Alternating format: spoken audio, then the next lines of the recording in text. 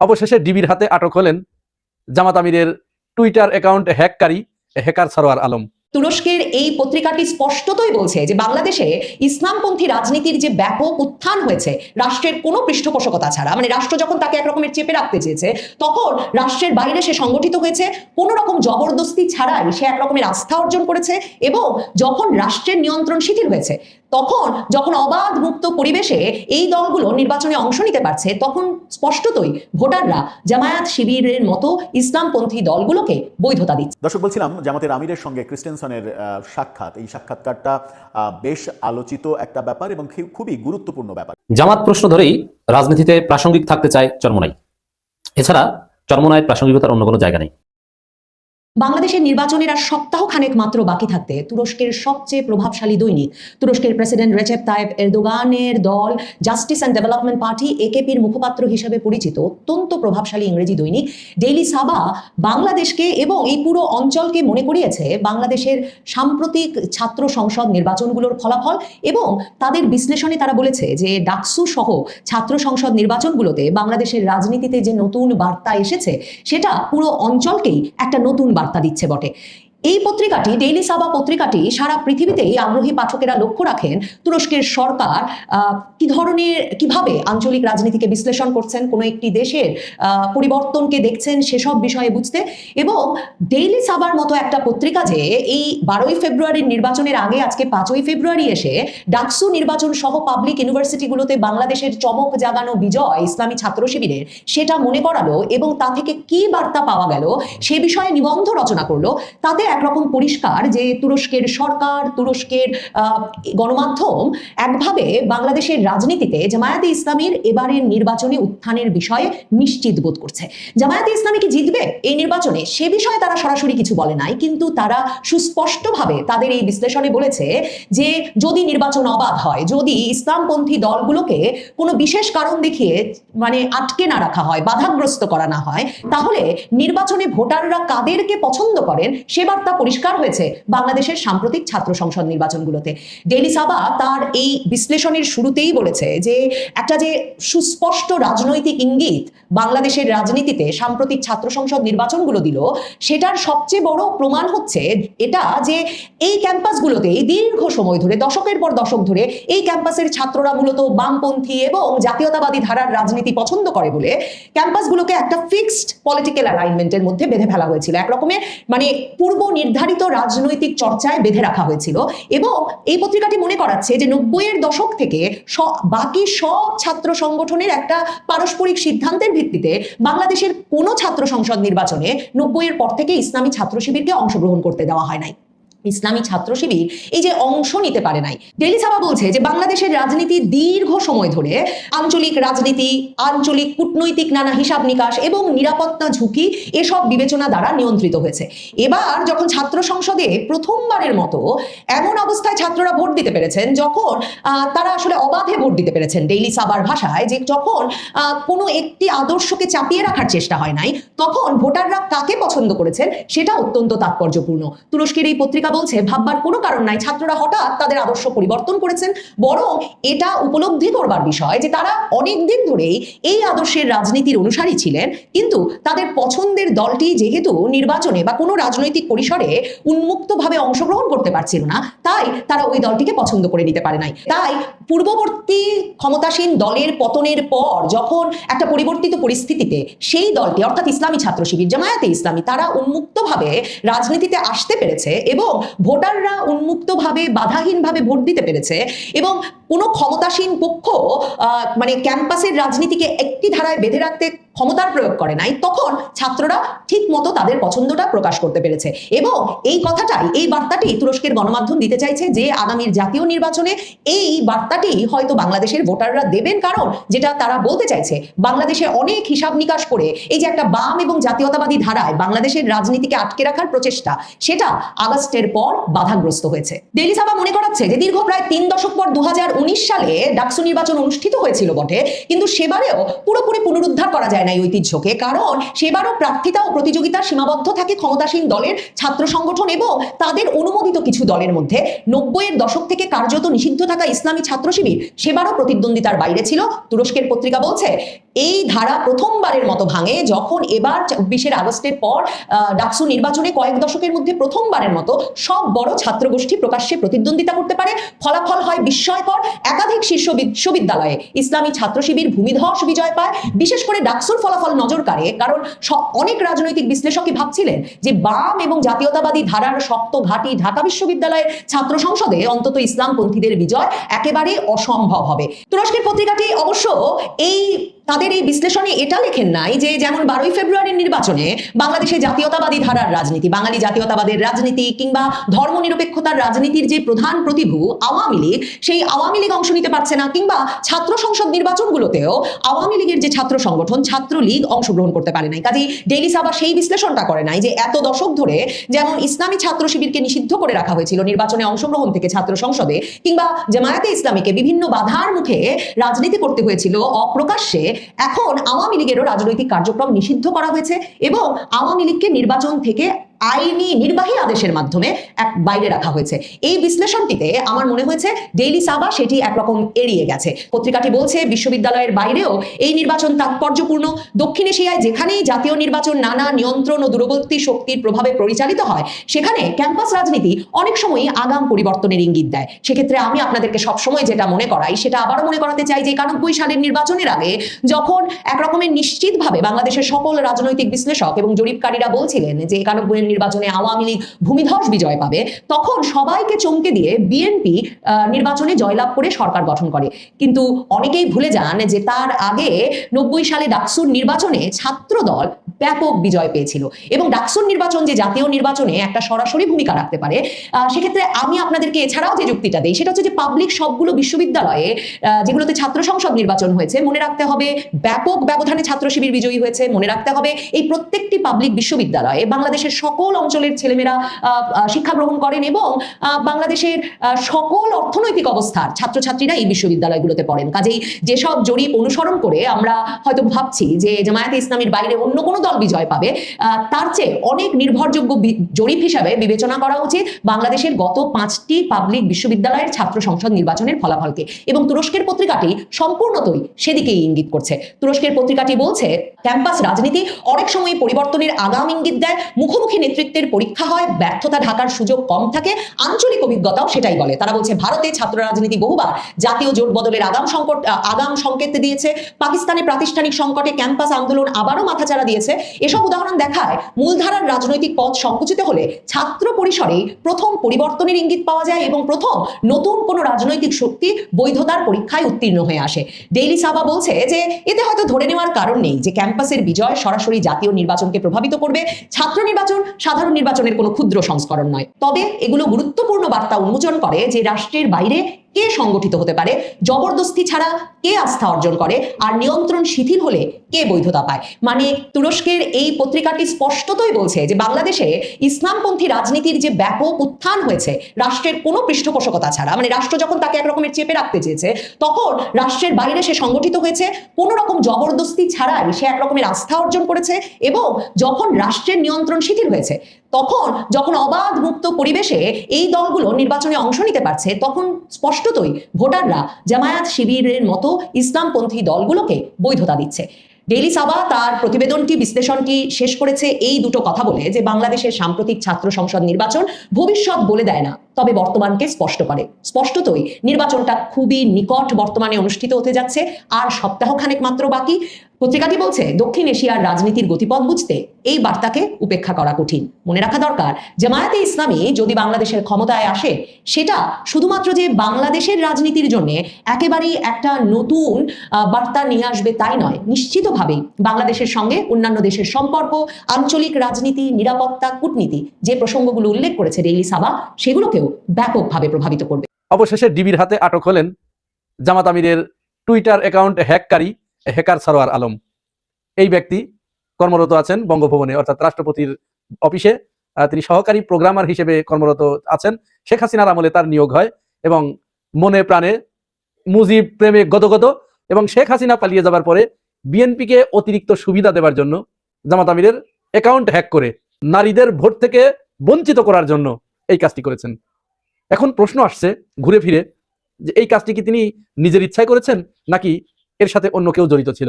অ্যাকাউন্টটি হ্যাক করার সাথে সাথে যিনি হ্যাক করেন তিনি তো প্রথম জানার কথা, তারপরে তিনি যদি কাউকে শেয়ার করেন বা তার সাথে যদি কেউ সহযোগী থাকে তার জানার কথা।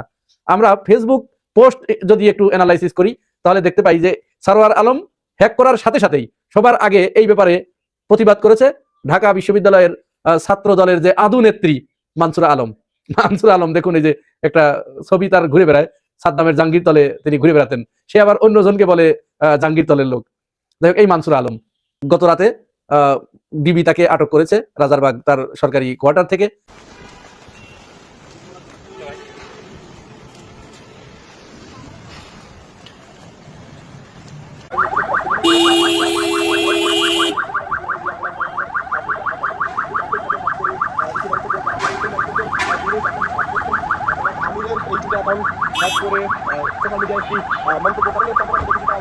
আটক করার পরে প্রাথমিক জিজ্ঞাসাবাদে তিনি জানিয়েছেন তার ক্ষোভের থেকে এবং বিএনপিকে একটু বেশি ফ্যাসিলিটি দিতে তিনি এই কাজটি করেছেন।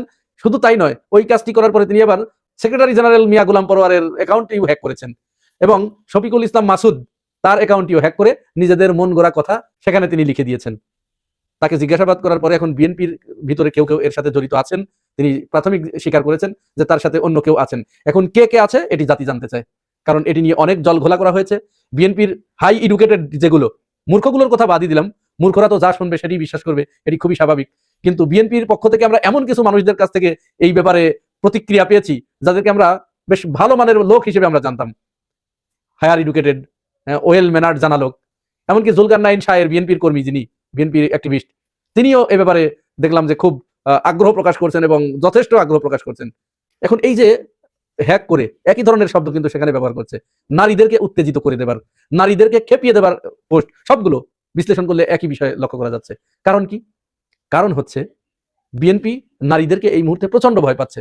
ভয় পাচ্ছে এই কারণে এখনো বিএনপি না ভোটের পক্ষ ছাড়ে নাই। বিএনপি কিন্তু অবশ্যই না ভোটে ভোট দিবে, ধানের শীষ এবং না। আমি প্রমাণ দিয়ে দিচ্ছি, তারেক রহমান যতই বলুক যে আপনারা হ্যাঁ ভোটে ভোট দিবেন, যেদিন তারেক রহমানের ওই খবরটি প্রকাশিত হয়েছিল যে তিনি হ্যাঁ ভোটে ভোট চাচ্ছেন, আমি সেদিনই বলেছিলাম যে এটি তার মনের কথা নয়। তিনি উপরে এটি বলেছেন, ভিতরে ভিতরে তার নেতাকর্মীদেরকে তিনি শিখিয়ে দিয়েছেন যে তোমরা কিন্তু না এর পক্ষে ভোট চাইবে। এই যে প্রমাণ।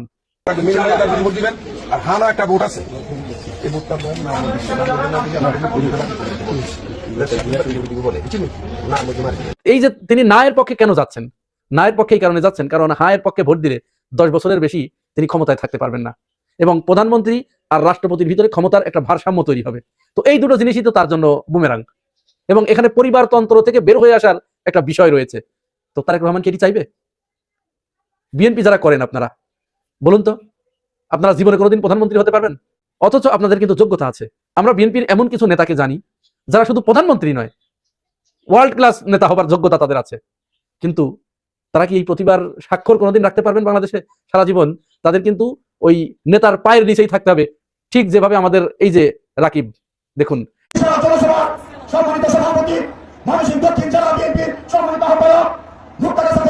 জাতীয় সংসদ সদস্য বিএনপি মনোনীত প্রার্থী জনাব জাকির হোসেন বাবলু মঞ্চপ্রবিষ্ট আজকের এই জনসভা প্রধান অতিথি, প্রধান আকর্ষণ বিএনপির চেয়ারম্যান, বাংলাদেশের প্রাণ। 7 পুরুষের ভিতরে যার চাকরের স্বভাব রয়েছে এবং যারা চাকর শুধু তারাই মাত্র এইটা করতে পারে। এই পরিবারতন্ত্রটাকে ভেঙে খান খান করে দিচ্ছে জামাত ইসলাম। আজকে যারা রাজনীতি করছেন, আগামী 5 বছর পরে জামাত ইসলাম যদি ক্ষমতায় যায় তাহলে আগামী 5 বছর পরে আপনিও কিন্তু প্রধানমন্ত্রী হতে পারবেন। আপনি যদি জামাত ইসলাম করেন, ডক্টর শফিকুর রহমান আগামীবার নিশ্চিত থাকেন এটা থাকবে না তিনি। 10 বছর তো দূরের কথা, আগামীবারই তিনি থাকবেন না, আগামী নির্বাচনে তিনি আর প্রধানমন্ত্রী হতে পারবেন না। এর ভিতরে জামাতের অনেক নেতা পরিবর্তন হবে, অনেক আমির পরিবর্তন হবে। তো এই ক্ষেত্রে যদি আপনি এগিয়ে আসেন, আমি এগিয়ে যাই, তাহলে আমিও কিন্তু প্রধানমন্ত্রী হতে পারি। এই যে একটা সুযোগ। জাপানে কি হয়? জাপানে কিন্তু সেখানে আগে 1 বছর ছিল সম্ভবত, এখন 3 বছর করেছে তারা। তাদের চিন্তা চেতনা হচ্ছে জাপানের প্রতিটি নাগরিক যাতে প্রধানমন্ত্রী হওয়ার সুযোগ পায়। অথচ তার বিপরীতে আমরা কি করছি? বাংলাদেশের অন্য কারো প্রধানমন্ত্রী হওয়ার স্বপ্ন কোনোদিন পূরণ হবে না, ওটি সারা জীবন অধরাই থেকে যাবে। কিন্তু এইখানে তো জামাত ইসলাম কাজ করেছে। জামাত ইসলাম এই জায়গাটায়, অর্থাৎ প্রত্যেকেই যেন প্রধানমন্ত্রী হতে পারে, যে কেউ প্রধানমন্ত্রী হতে পারে, এই সুযোগটি কিন্তু করে দিয়েছে। এখন এই সুযোগ আমরা গ্রহণ করবো কিনা সেটা আমাদের ভাববার বিষয়। তাহলে নারীদেরকে তারা এই কারণে টার্গেট করেছে যে নারীরা ভোট চাইতে গিয়ে মা বোনদেরকে এই জিনিসটি খুব পরিষ্কার করে বুঝিয়ে দিচ্ছেন, হ্যাঁ এর পক্ষে কি আর না এর পক্ষে কি। আমরা পুরুষরা কিন্তু এটা বুঝতে পারছি না, নারীরা নারীদেরকে খুব চমৎকার করে বুঝিয়ে দিচ্ছেন। এবং এই ব্যাপারে জামাতের নারীরা যে ভূমিকা রাখছে বিএনপির কাছে এই জরিপ আছে যে বাংলাদেশে 49% একটু উপরে নারীর অনুপাত। এই নারীদের 45%-এর উপরে ভোট পাবে জামাত ইসলাম। বিএনপি নারীদের ভোট পাচ্ছে না, যার কারণে যে করেই হোক ছলে বলে কলে কৌশলে তাদেরকে নারীদেরকে দমাতে হবে। নারীদেরকে বিভিন্ন জায়গায় তারা মারধর করেছে, হেনস্থা করেছে, ছায়া খুলে নিতে চেয়েছে, পেটে লাথি দিয়েছে, তারপরে মাথায় কোপ দিয়েছে।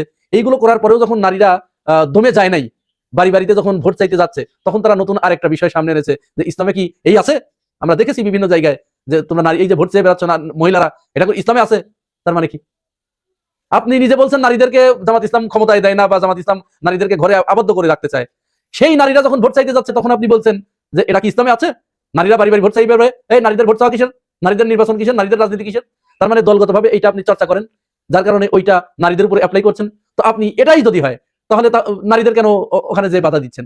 আপনি যদি নারীর ক্ষমতায়ন চান, নারীরা যদি রাজনীতি করতে পারবে এইটা যদি চেয়ে থাকেন, তাহলে ভোট চাওয়ার ক্ষেত্রে কেন নারীকে বাধা দিবেন? এটাই মূলত নারীদের উপরে চড়াও হওয়ার তাদের অন্যতম কারণ।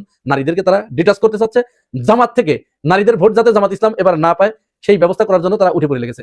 আর একটা ষড়যন্ত্র শুরু করেছে জুলকারনাইন শাহের, এটি করছেন ঢাকা 17 আসন, যেহেতু এখানে তারেক রহমানের প্রতিদ্বন্দ্বী খালেদুজ্জামান। এখন খালেদুজ্জামান যদি জিতে যায় তাহলে তো তারেক রহমানের মান সম্মান সব শেষ হয়ে যাবে। যার কারণে একের পর এক জুলকারনাইন শাহের এখন পুরনো বিভিন্ন ভিডিওগুলো খুঁজে খুঁজে বের করে এনে তারা খালেদুজ্জামানের চরিত্র হননের চেষ্টা করছে। গতকাল একটি ভিডিও তিনি ছেড়েছেন সেনাবাহিনীর সাথে বাকবিতণ্ডার, ওটি কিন্তু আরো 1-1.5 মাস আগের। ওই ব্যাপারে খালেদুজ্জামান ক্ষমা চেয়ে সেনাবাহিনীর সাথে তার একটা আপোষ হয়ে গেছে, সেইটা তিনি এখন সামনে এনেছেন।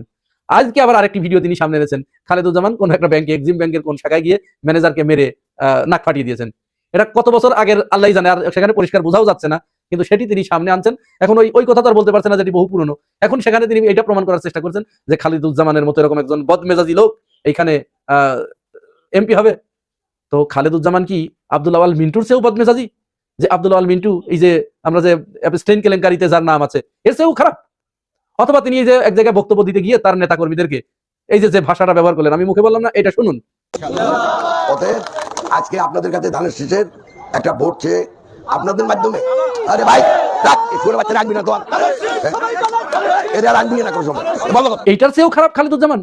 এইগুলো প্রচার করুন শাহের ভাই। এগুলো প্রচার না করে আপনি সেই একজনের ছোটবেলায় ল্যাংটোকালে কি করেছে, মুসলমানি নেওয়ার আগে কি করেছে, সেগুলো আপনি প্রচার করছেন। দর্শক, বলছিলাম জামাতের আমিরের সঙ্গে ক্রিস্টেনসনের সাক্ষাৎ, এই সাক্ষাৎকারটা বেশ আলোচিত একটা ব্যাপার এবং খুবই গুরুত্বপূর্ণ ব্যাপার। গুরুত্বপূর্ণ ব্যাপার এই কারণেই, যখন মার্কিন কূটনীতিবিদের অডিও ফাঁস হচ্ছে, তারা জামাতকে বন্ধু হিসেবে পেতে চায়, নানা রকমের শর্ত দিচ্ছে জামাতকে, শরিয়া আইন বাস্তবায়ন করা যাবে না, বাস্তবায়ন করলে পরদিনই মার্কিন 100% ট্যারিফ চাপিয়ে দেওয়া হবে বাংলাদেশের ওপরে। সেই কারণে জামাত ইচ্ছা করলেও শরিয়া আইন বাস্তবায়ন করতে পারবে না, গতানুগতিক গণতান্ত্রিক পথেই তারা চলবে। এই যে প্রত্যাশা, এবং এই প্রত্যাশা নিয়ে অডিও ফাঁস হয়ে যাওয়া, ওয়াশিংটন পোস্ট তাদের দেশেরই গণমাধ্যম এই ফাঁসটা করে দেওয়া, ব্যাপারগুলো অন্য ইঙ্গিত দিচ্ছিল। অন্য ইঙ্গিত মানে হচ্ছে যে অবশ্যই সেটা জামাতের জন্য পজিটিভ ইঙ্গিত, রাষ্ট্র ক্ষমতায় জামাতকে চাইছে আমেরিকা, এই ইঙ্গিতটাই দিচ্ছিল। গতকালকে ক্রিস্টেনসন যখন জামাতের আমিরের সঙ্গে কথা বললেন, সাক্ষাৎ করলেন তার বারিধারার বসুন্ধরার অফিসে, এবং তারপরে জামাতের যে ভূয়সী প্রশংসা করা, সেটাকে ওই অডিও ফাঁস হওয়া বিষয়ের সঙ্গে আপনি মিলিয়ে ফেললেও খুব একটা যে অপরাধ হবে তা বোধহয় হবে না। কি বলছে গণমাধ্যম? 71 টিভির শিরোনামটাই দেখে নিন। তারা বলছে, গণতান্ত্রিক অগ্রযাত্রায় জামাতে ইসলামীর ভূয়সী প্রশংসা মার্কিন রাষ্ট্রদূতের। ভূয়সী প্রশংসা করেছেন জামাতের তিনি। বাংলাদেশের গণতান্ত্রিক অগ্রযাত্রা ও অর্থনৈতিক উন্নয়নে জামাত ইসলামীর ইতিবাচক ভূমিকার ভূয়সী প্রশংসা করেছেন ঢাকায় নিযুক্ত মার্কিন রাষ্ট্রদূত ব্রেন্ট ক্রিস্টেনসন। অর্থনৈতিক উন্নয়নে জামাতের প্রশংসা করছেন। অর্থনৈতিক কি উন্নয়ন করেছে জামাত? জামাত কি কখনো রাষ্ট্র ক্ষমতায় ছিল? 2001-এ যে জোট সরকারের সঙ্গে ছিল বিএনপির সঙ্গে, সেখানে 2 জন মাত্র মন্ত্রী ছিলেন। সেই মন্ত্রী 2 জন, একজন শিল্পমন্ত্রী, একজন সমাজ কল্যাণ মন্ত্রী। সেখানে অর্থনৈতিক মানে তার আগে পরে জামাত কখনো ক্ষমতায় থাকেনি। তো জামাত ক্ষমতাতেই থাকেনি যারা, তারা অর্থনৈতিক দিক থেকে ভূমিকা পালন করছে, এই কথা মার্কিন রাষ্ট্রদূত বলছেন। তার মানে এক ধরনের প্রেম তৈরি হয়েছে, এবং এই প্রেমটা সম্ভবত সেই দিকেই যাচ্ছে যে জামাতকেই ক্ষমতায় চাইছে মার্কিন কর্তৃপক্ষ। সকালে জামাত ইসলামীর আমির ডাক্তার শফিকুর রহমানের সঙ্গে সৌজন্য সাক্ষাৎ শেষে তিনি এই মন্তব্য করেছেন। দলীয় সূত্র বলছে, সাক্ষাৎকারটি অত্যন্ত আন্তরিক ও হৃদ্যতাপূর্ণ পরিবেশে সম্পন্ন হয়েছে।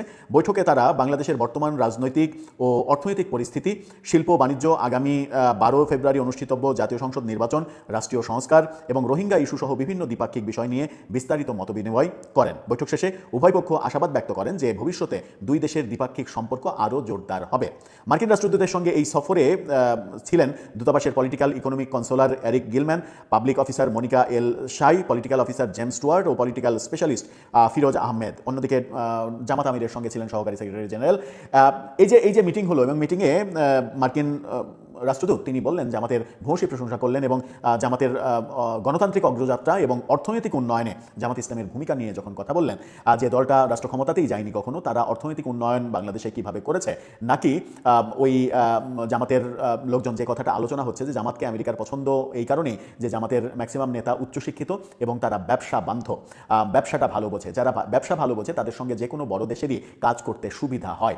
সেই দিক থেকে ব্যবসায়ী যেহেতু জামাতের নেতারা অনেকেই, এবং বাংলাদেশে অনেক বড় বড় প্রতিষ্ঠান রয়েছে জামাতের ব্যবসায়ীদের, সেই কারণেই কি অর্থনৈতিক উন্নয়নে ভূমিকার কথা বলছেন ব্রেন ক্রিস্টেনসন, নাকি তিনি মানে ভুলেই গেছেন যে এই দলটি কখনো বাংলাদেশের রাষ্ট্র ক্ষমতায় যায়নি, রাষ্ট্র ক্ষমতায় না গেলে অর্থনৈতিক উন্নয়ন করা দেশের কোনো রাজনৈতিক দলের পক্ষে সম্ভব কিনা আমি জানি না কিভাবে কি করলেন। তবে ওয়াশিংটন পোস্টের ওই লিক হওয়া যে অডিও, সেই অডিও যে বার্তা দিচ্ছে সেই বার্তা অনুযায়ী পরবর্তী প্রেক্ষাপটগুলো চলছে বলেই মনে হচ্ছে। এদিকে ভারত বার্তা দিচ্ছে বিএনপির পক্ষে, বিএনপিকে তারা পরবর্তীতে ক্ষমতায় চায় এবং তারেক রহমানের নেতৃত্বে বাংলাদেশের সঙ্গে নতুন করে সম্পর্ক তৈরি করতে চায় তারা। এরকম বার্তা যখন ভারত থেকে দিচ্ছে তখন আমেরিকার বার্তাটা একেবারেই ভিন্ন, এবং ভারত আমেরিকা দুই দেশের বার্তা যদি ভিন্ন হয় সেটা বাংলাদেশের জন্য খুব একটা সুখকর হবে বলে মনে হয় না। দর্শক, আপনার কি মনে হয়, কিছু কি বোঝা যাচ্ছে? আপনার মতামত জানিয়ে লিখতে পারেন আমাদের। জামাত প্রশ্ন ধরেই রাজনীতিতে প্রাসঙ্গিক থাকতে চায় চরমোনাই। এছাড়া চরমোনাইয়ের প্রাসঙ্গিকতার অন্য কোনো জায়গা নেই। আর জামাত আমেরিকা সম্পর্ক দেখে চরমোনাই হতাশ, চরমোনাই অবাক, আশ্চর্য, জলে মানতে পারছে না। কিন্তু চরমোনাই না, বিএনপিও। কিন্তু পার্থক্য হচ্ছে বিএনপি আবার এটা মুখ ফুটে বলতে পারছে না যে আমেরিকার সাথে তোমাদের এত ভালো সম্পর্ক কিভাবে। তাহলে তো আমেরিকা বিএনপির সাথে যতটুকু যোগাযোগ রাখে তাও রাখবে না। আর চরমোনাই বলতে পারে, কারণ চরমোনাইয়ের সাথে তাদের যোগাযোগই নেই। তারা যা ইচ্ছা তা বলতে পারে। একটা বিষয় দেখেন, চরমোনাই ইশতেহারে বা রাজনীতির মাঠে যা ইচ্ছা তা বলতে পারে, কোনো পিছুটান বা বাধা নেই। কেন নেই? যেমন ক্ষমতা আসলে এই করতে হবে সেই করতে হবে, এইসব চিন্তা তো তাদের নাই। কিন্তু বিএনপি যদি ক্ষমতা আসে, এই কারণে যা ইচ্ছা তা বলার ক্ষেত্রে কিছুটা লাগাম টানতে হয়। বাস্তবে জামাতের সাথে আমেরিকার যে অবিশ্বাস্য সম্পর্ক, এটা দেখে বিএনপি চরমোনাই উভয় হতাশ এবং অবাক। যে জামাত আগে বলতো যে শুধু পাকিস্তান, সৌদি আরব, তুরস্ক এদের সাথে সম্পর্ক, এখন দেখে যে যুক্তরাষ্ট্র জামাতকে চায়। এটা মানতে কষ্ট হচ্ছে, কিন্তু কিছু করার নাই, মানতে হবে, বুকে পাথর চাপা দিয়ে মানতে হবে। ভারতও মেনে নিতে বাধ্য হবে। This is reality. তো দর্শক, পীর সাহেব চরমোনাই তারা নাকি জনতার ইশতেহার বা কিছু একটা ঘোষণা করেছেন। আমি পেপার পত্রিকায় কথাটা দেখলাম না, তবে একটু খোঁজ নিলাম যে শরিয়া আইনের কথা বলেছে, এটা আছে কিনা। না, এক্স্যাক্টলি শরিয়া আইন বাস্তবায়ন করবো এটা নাই। শরিয়া আইনের প্রাধান্যের কথা বলা আছে, ওটা তো জামাতও বলে। এর মানে শরিয়া আইন প্রশ্নে জামাত চরমোনাইয়ের মধ্যে আসলে কোনো পার্থক্য নেই, এক অভিন্ন। শুধু শুধু তারা জামাতের বিরুদ্ধে অপবাদ দিয়ে নিজস্ব একটা রাজনীতি দাঁড় করানোর চেষ্টা করেছে। সমস্ত ইসলামী দল সহজ হিসাবে বুঝেন, মামুনুল হকের দল তারা কি শরিয়া আইন বিরোধী? তারা চায় না, চায়। অর্থাৎ মামুনুল হকের দলও যতটুকু শরিয়া আইন চায়, জামাতও চায়, চরমোনাইও চায়, একই, কোনো পার্থক্য নেই। আর প্রাধান্য দিবে অলরেডি তো শরিয়া আইন আছে অনেক ক্ষেত্রে, যেমন মুসলিম ফ্যামিলি ল, ইনহেরিটেন্স ল, এগুলো তো শরিয়া আইন। আর নানান বিষয়ে যদি শরিয়া আইন কোথাও প্রাধান্য দেওয়ার সুযোগ থাকে, এটা তো জামাতের একদম মূলনীতি, মৌলিক রাজনীতি। তো ইশতেহারে শরিয়া আইন নিয়ে এত কিছু করলো যে জামাত শরিয়া আইন থেকে বেরিয়ে গেছে, এই কারণে আমরা জোট থেকে বের হয়েছি। আসলে দিন শেষে দেখা গেল যে জামাত এবং চরমোনাইয়ের মধ্যে শরিয়া আইন প্রশ্নে কোনো পার্থক্যই নেই। কাগজ কলম নিয়ে বসেন, চরমোনাইয়ের ইশতেহার আর জামাতের ইশতেহার নিয়ে বসেন, চরমোনাইয়ের ইশতেহারে আলাদাভাবে শরিয়া আইন বাস্তবায়ন করবো এই ক্ষেত্রে এরকম কোনো ঘোষণা নাই। এত হুজুর সাজে কেন ইশতেহারে লেখা নাই যে চুরি করলে হাত কাটার বিধান করবো, জেনা করলে পাথর মেরে হত্যা করা কিংবা 80 দোলার বিধান করবো, কেন লেখে নাই? এটা তো শরিয়া আইন হাজার হাজার, কিন্তু তার মধ্যে কোরআনে উল্লিখিত দুইটার কথা বললাম, 80 দোলার কথা এবং চুরি করলে হাত কাটার কথা। এই দুইটা বিধান সরাসরি কোরআনে উল্লেখ আছে। এবং যদি বিবাহিত লোক জেনা করে তাহলে যে পাথর মেরে হত্যা করতে হবে, এটা কিন্তু কোরআনে নাই, এটা হাদিসে আছে। যেহেতু আমি যেটা সরাসরি কোরআনে আছে, সূরা নূরে আছে বা অন্য সূরায় আছে, এইটার কথা বললাম। এই দুইটা কথা বলতো, যেহেতু কোরআনে আছে, স্পেশালি এই দুইটা বাস্তবায়ন করে বলতে পেরেছে, পারে নাই, কেন পারে নাই? আসলে বাংলাদেশের সংবিধান এটা এলাও করে না। এই কারণে শরিয়া আইন প্রশ্নে জামাতের অবস্থান আর চরমোনাইয়ের অবস্থান একই। জাস্ট চরমোনাই জামাতের বিরুদ্ধে অপবাদ দিল, এই, এছাড়া কিছু না। একটু রাজনীতি দাঁড় করলো যে জামাত শরিয়া আইন থেকে দূরে সরে গেছে, না, কখনোই না। শরিয়া আইন থেকে কোনো মুসলমান দূরে সরে যেতে পারে না, তার ঈমান থাকবে না। তো দর্শক, কিন্তু রাষ্ট্রীয়ভাবে শরিয়া আইন কায়েমের একটা প্রক্রিয়া আছে, চাইলে আপনি কায়েম করতে পারবেন না। তো দর্শক, পীর সাহেব চরমোনাই এরা সংবাদ সম্মেলন করেছেন, জনপ্রত্যাশার ইশতেহার ঘোষণা করেছেন নাকি, কিন্তু সেখানে দেখা গেল এটা নিয়ে জনগণের কাছে কোনো আগ্রহ নেই। কারণ তারা কি ইশতেহার দিল বা না দিল, এতে কি আসে যায়? এই ইশতেহারের কোনো তাৎপর্য আছে? নাই। তবে এই ইশতেহারের কি বলেছে কি বলে না, এগুলো নিয়ে নিউজ পাইনি। নিউজ পেয়েছি জামাতের বিরুদ্ধে কি বলেছে ওইটা নিয়ে। ইশতেহারে জামাতের বিরুদ্ধে কি বলেছে, ইশতেহার অনুষ্ঠানে জামাতের বিরুদ্ধে বলেছে যে জামাত নাকি আমেরিকান দূতাবাসে, বিশেষ করে ডাক্তার সৈয়দ আব্দুল মাহমুদ তাহের, জামাতের নায়েব আমির, তার কথা বলেছেন, আমেরিকার দূতাবাসে চরমোনাইকে জঙ্গি হিসেবে উপস্থাপন করেছে পীর সাহেব চরমোনাই, এই অভিযোগ করেছেন। এটাকে বিভিন্ন গণমাধ্যম বলছে জামাতের বিরুদ্ধে চরমোনাইয়ের বিস্ফোরক অভিযোগ। আসলে কি তাই? হ্যাঁ, একটা ভিডিও তো আপনারা দেখেছেন, এরকম একটা কথা শোনা গেছে, ডাক্তার সৈয়দ আব্দুল মোহাম্মদ তায়েব বলেছেন। এখন এটার মানে কি? দেখেন, প্রথম কথা হচ্ছে যে চরমোনাই জঙ্গি কিংবা উগ্রবাদী নয়।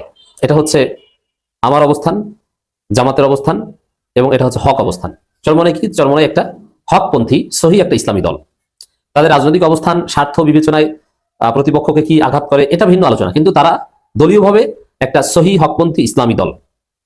তারা উগ্রবাদী কিংবা জঙ্গিবাদী নয়। যারা গণতান্ত্রিক নির্বাচন করে তারা কিছুতেই উগ্রবাদী কিংবা জঙ্গিবাদী নয়। উগ্রবাদী জঙ্গিবাদ জিনিসটা ভিন্ন।